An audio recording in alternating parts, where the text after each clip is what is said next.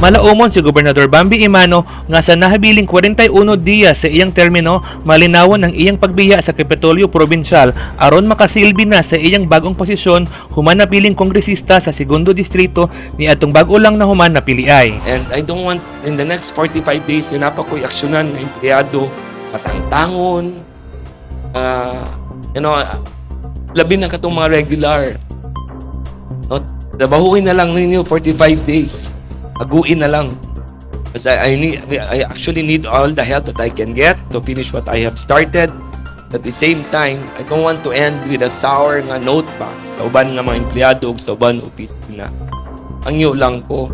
Gitubagsab niini ang kaso nga gipasaka bato kaniya ug pipila ka mga empleyado ug mga department head nga nitunong ni adtong election period kung asa ang kanhing Provincial Engineering Office Head nga si Engineer Mario Batar mo'y nagpasaka og kaso may kalabutan sa violation on Anti-Graft and Corruption Practices Act, Government Procurement Reform Law ug Code of Conduct and Ethical Standards for Public Officials and Employees.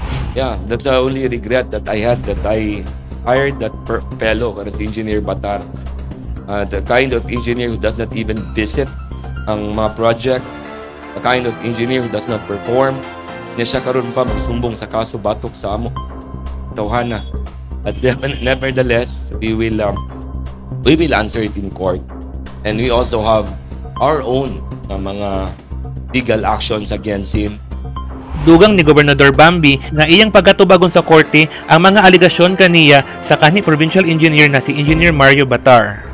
Pugos balik o balos alang-alang man akong pasagdan basi nagtuo mo nga gitinuntuan ako ang Kapitolyo Provincial. Yampingan ako sa siyam katuig karon na lang ko magtinunto nga pahuman na hinuon ko. Ang iyang gidaot dili lang ang apelyido, dili lang ang mga department but ang institution sa Kapitolyo mo yang giengkwentro. But well, I just hope yan ang mauna-unaan pag-ayo. So anyway, how I wish again that I was gonna be able to tell you and everybody of a peaceful ending. Malaumon si Gobernador Bambi Imano nga himuon sa mga kawani sa Kapitolyo Probinsya sa Misamis Oriental ang ilang mga maayong tahas ug responsibilidad sa nahabiling adlaw sa iyang termino alang sa padayon nga kalambuan sa probinsya sa Misamis Oriental. Kini silang Jesse Alvarez Andaliasa para sa Miss Or Balita.